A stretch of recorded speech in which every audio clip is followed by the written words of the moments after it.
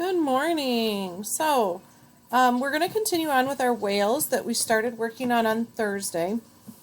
What you guys are going to look at today is actually writing your final explanation. It's the part 3.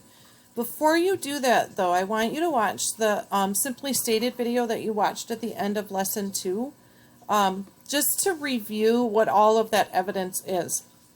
As you're watching, really think about the different pieces of evidence that we were able to see with the whales for this evidence of evolution. So you looked at anatomical evidence in terms of showing how they are the mammal anatomy that they have. You looked at fossil evidence and looked at how the fossils over that 20 million year span changed from being four-legged to being whale-like, but then having those vestigial structures with the hip bones and the legs that were there, even though they no longer have actual working legs, they have those vestigial structures. You saw homologous structures with the bone structure in the fin and in the arm of the, compared to the arm of the, I think it was a rat was the pictured arm that was there, but the mammal arm compared to, even if you looked at a human arm and compared it to the whale bones, you would see that homology with the one long bone, the two long bones, and then the little bones in our hands.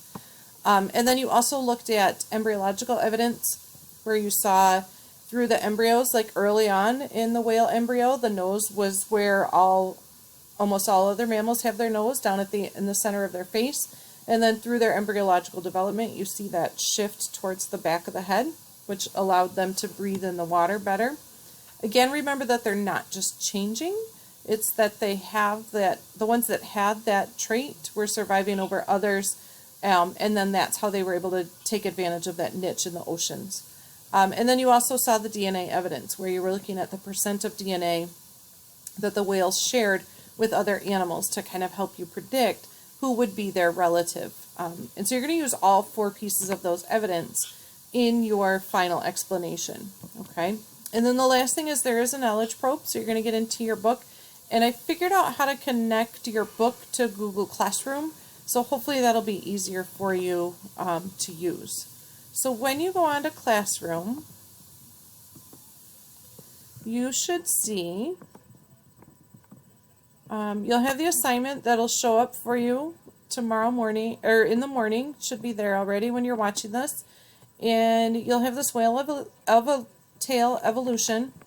Remember, our driving question for this whale evidence is looking at have the whales gone from land-dwelling ancestors or not? Like, do they have a close ancestor with with land-dwelling animals? And we're really looking at how traits can help us still to survive and reproduce. Okay, so we're looking at this evidence from anatomy, fossils, embryos, and DNA, and how that reveals how whales have evolved. So you're going to look at all of those. You're going to use this whale explanation template that is here.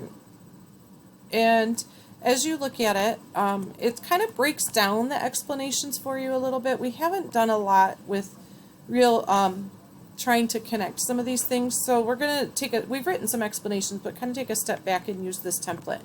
So you'll write your claim, which is your answer to your question. And you're answering this question here, this driving question.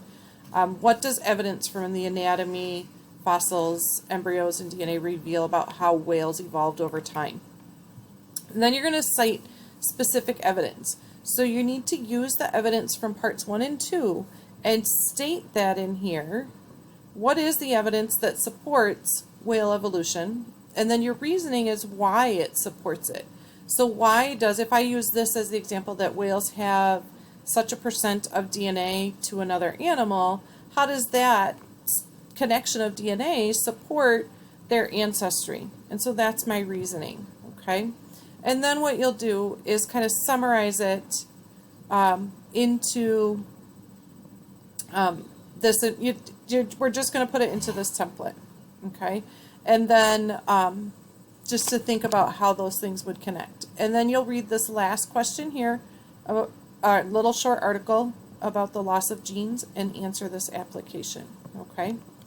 So that will help us to kind of think about how explanations are put together, and take a step back from writing the paragraphs that we've done.